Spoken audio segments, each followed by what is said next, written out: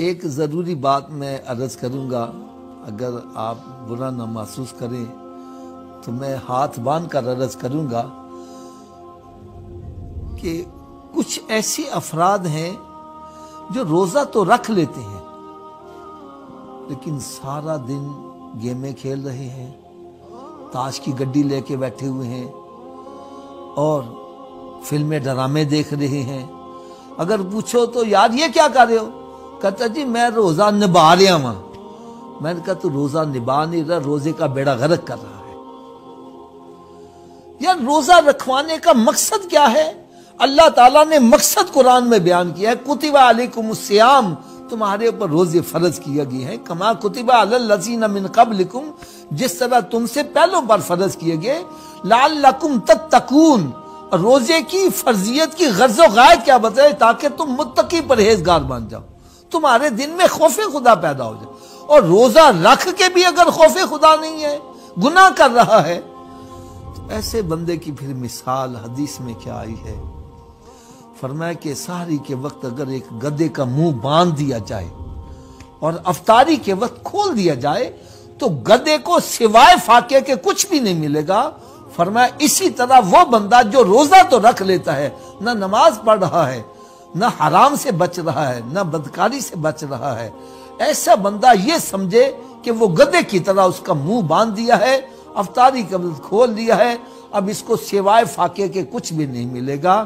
روزے کا مقصد یہ ہے کہ ہمارا تعلق رب تعالیٰ سے جڑ جائے، ہمارے دل میں خوف خدا پیدا ہو۔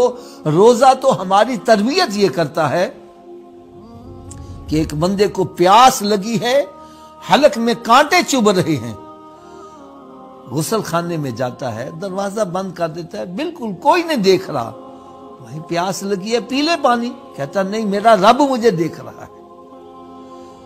میں کہتا ہوں دور نہ جاؤ یار، وضو کرنے کے لیے منہ میں کلی کرنے کے لیے پانی لے کے گیا ہے، یہاں تک پانی ہے، تھوڑا سا نیچے کر لے، کسی کو کیا پتا چلے گا، لیکن ایک قطرہ بھی نیچے نہیں کر رہا، کیوں؟ میرا رب یہ اس کو بھی دیکھ رہا ہے۔ نہر میں غوطہ لگاتا ہے، نیچے چلا جاتا ہے،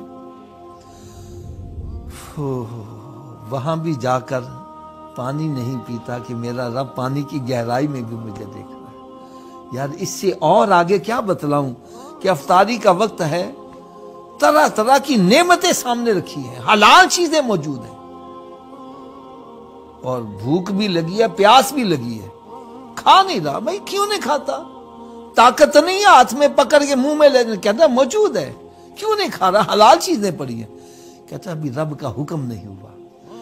روزے نے تو ہماری تربیت یہ کی ہے کہ حلال چیز بھی اس کے حکم کے بغیر ہم نہیں کھا رہے، اور یہ روزہ ہمیں تربیت دے رہا ہے۔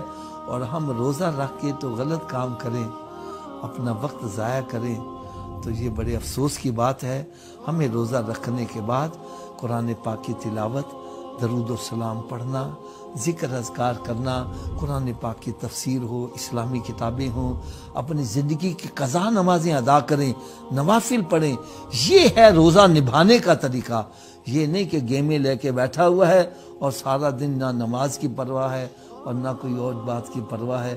یہ روزہ نبھانا نہیں ہے، روزے کا بیڑا غرق کرنا ہے۔